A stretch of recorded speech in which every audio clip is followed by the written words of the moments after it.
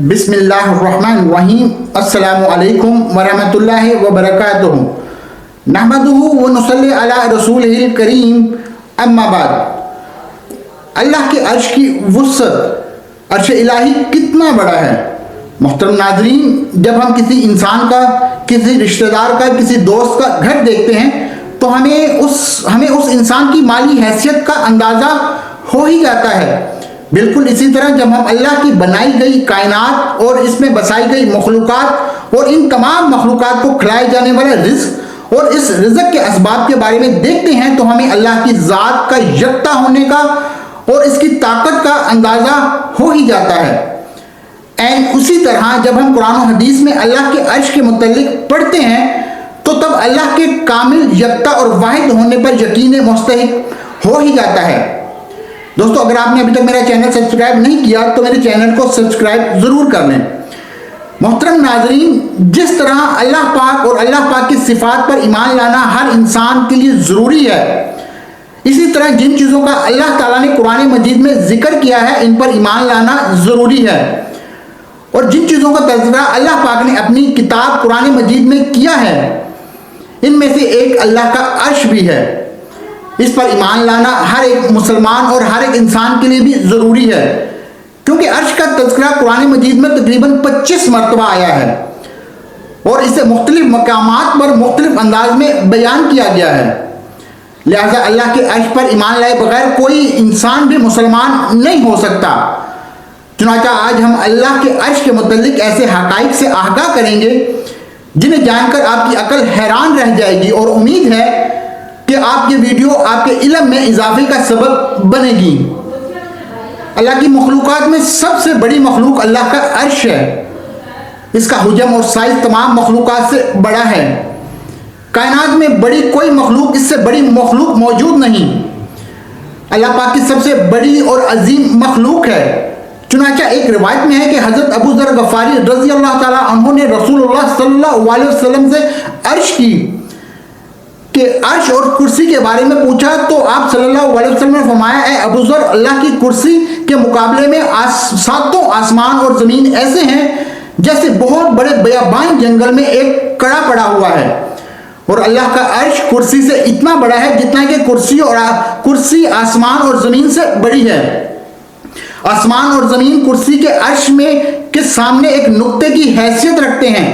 और हदीस में रसूलुल्लाह सल्लल्लाहु अलैहि वसल्लम ने अर्श की अजमत बयान करते हुए फरमाया कि अर्श इतना बड़ा है कि इसकी हकीकत सिर्फ अल्लाह ही जानता है, अल्लाह के सिवा और कोई इसके अदराक का नहीं।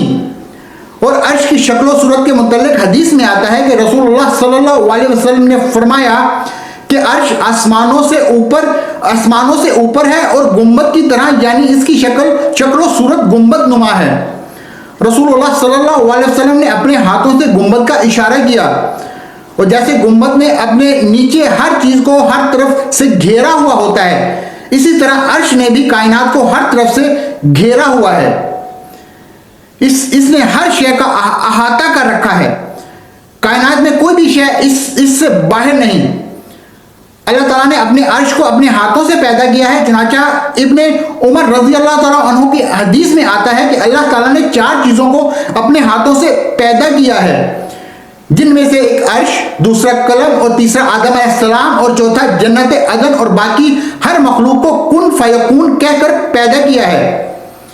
चुनांचा इसे कहा कि कुन तो हो जा, वो पैदा हो गई। लिहाजा अर्श में ये इम्तियाज भी हासिल है कि अल्लाह ने अपने हाथों से तख्लीक फरमाया है। इस कायनात में मौजूद हर शय एक ना एक दिन फना हो जाएगी, जैसे कि कुरान मजीद में इरशाद है, इस जमीन पर जो कुछ भी है फना होने वाला है। और एक और जगह पर इरशाद है कि अल्लाह की जात के सिवा हर शय हलाक और फना हो जाएगी। 8 चीजें ऐसी हैं जो कभी फना नहीं होंगी। इनमें से एक अल्लाह का अर्श भी है जो कभी फना नहीं होगा, ये ताअबद कायम और दाइम रहेगा। लिहाजा अर्श को यह खुसूसियत भी है हासिल है कि यह हमेशा मौजूद रहने वाला है, उसे कोई जवाल नहीं। पूरी उम्मत का इत्तफाक है कि अर्श कभी फना नहीं होगा। अल्लाह ताला ने सातों आसमान सातों ज़मीनों को 6 दिन में पैदा किया है। जैसे कुरान मजीद में है कि तुम्हारा रब वही अल्लाह है جس نے ساتوں آسمان اور زمین اور ان میں جو کچھ بھی ہے ان سب کو 6 دن میں پیدا کیا ہے، لیکن عرش ان مخلوقات میں سے نہیں جنہیں 6 دن میں پیدا کیا گیا ہو۔ اسے تخلیق بھی یہ اہمیت حاصل ہے کہ ان مخلوقات میں یہ شامل نہیں، بلکہ ہر شے سے پہلے معارض وجود میں آیا۔ عرش سب سے پہلے وزنی مخلوق ہے، اس سے زیادہ وزنی مخلوق اس کائنات میں موجود نہیں۔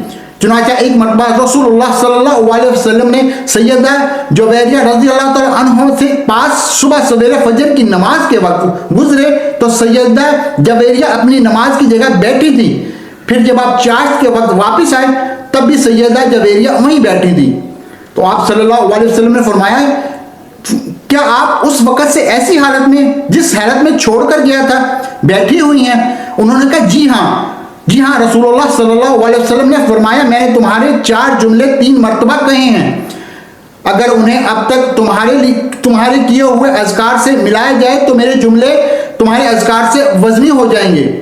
پھر آپ صلی اللہ علیہ وسلم نے وہ جملے ارشاد فرمائے، چنانچہ وہ جملے یہ سن کر سبحان اللہ وبحمدہ عدد خلقہ ورضا نفسہ وزینت عرشہ ومداد کلماتہ، ان میں عرش کا وزن کا ذکر ہے۔ اسی وجہ سے یہ 4 جملے سیدہ جویریہ کے گھنٹوں کی اذکار سے وزنی ہیں۔ اس سے یہ واضح ہوتا ہے کہ عرش کا وزن سب سے زیادہ ہے۔ عرش کو اللہ تعالیٰ کا خصوصی قرب حاصل ہے، اللہ نے خصوصی قرب عطا کیا ہے، اس سے بڑھ کر کوئی چیز اللہ کے قریب نہیں، یہ اللہ کا سب سے قریب ترین مخلوق ہے۔ اللہ کے عرش کے پائے اور پہلو بھی ہیں جیسا کہ ہر تخت کے پائے ہوتے ہیں۔ چنانچہ رسول اللہ صلی اللہ علیہ وسلم نے ارشاد فرمایا کہ قیامت کے دن لوگ مدہوش ہوں گے اور سب سے پہلے میری قبر کھلے گی، لیکن پھر موسیٰ علیہ السلام نے عرش کا پایا مجھ سے پہلے تھامے ہوئے ہوگا۔ اس حدیث سے بات ثابت ہوتی ہے کہ اللہ کے عرش کے پائے بھی ہیں اور حضرت موسیٰ علیہ السلام قیامت کے دن اللہ کے عرش کے پائے کو تھامے کھڑے ہوں گے، اور عرش کو اٹھانے والے فرشتے بھی عرش کو انہی پایوں پر اٹھا رکھا ہے۔ اللہ کا عرش سب سے اعلیٰ اور بلند مخلوق ہے۔ اللہ نے عرش کو پیدا فرما کر اسے تمام مخلوقات پہ امتیازی بلندی عطا فرمائی ہے۔ یہ تمام مخلوقات کے لیے چھت ہے، تمام آسمان و زمین اس کے درمیان اور ان کے اندر ہر شے عرش سے نیچے ہے۔ اللہ کے عرش کے نیچے ایک بہت بڑا سمندر ہے جس میں اٹھنے والی ایک لہر 7 آسمانوں اور زمین سے بڑی ہے، اور حضرت علی اور ابن عمر رضی اللہ تعالیٰ عنہ سے مروی ہے کہ قیامت کے دن اسی سمندر سے بندوں پر 40 دن تک بارش ہوگی، اور پھر لوگ اپنی قبروں سے اٹھیں گے اور یہ بارش اسی سمندر سے ہوگی جو اللہ کے عرش کے نیچے موجود ہے۔ جنتوں میں سب سے اعلیٰ جنت جنت الفردوس ہے، اور عرش جنت فردوس کی چھت ہے۔ یہ وہ جنت ہے جو اللہ کے قرب بندوں کو حاصل ہوگی۔ چنانچہ رسول اللہ صلی اللہ علیہ وسلم کا ارشاد ہے کہ جب تم اللہ سے جنت مانگو تو جنت الفردوس مانگو، کیونکہ یہ سب سے اعلیٰ اور افضل جنت ہے، اور اس کا چھت رحمان کا عرش ہے۔ اللہ کا عرش سرخ یاقوت کا بنا ہوا ہے، اور اس کے 2 قطروں کا فاصلہ 50,000 سال کا ہے۔ اس کا منظر اور شکل و صورت انتہائی خوبصورت اور پرکشش ہے۔ عرش کو اٹھانے کے لیے اللہ تعالیٰ نے 4 فرشتے کو ڈیوٹی لگائی رکھی ہے جو کہ اللہ کے عرش کو اٹھائے ہوئے ہیں۔ یہ فرشتے ہر وقت اللہ کی تسبیح حمد و ثنا مومنوں کے لیے استغفار کرتے ہیں۔ دوستو اگر آپ کو میری یہ ویڈیو اچھی لگی ہو تو میرے چینل کو سبسکرائب ضرور کر دیں تاکہ میں آپ کے لیے اس طرح کی اور اچھی ویڈیوز بناتا رہوں۔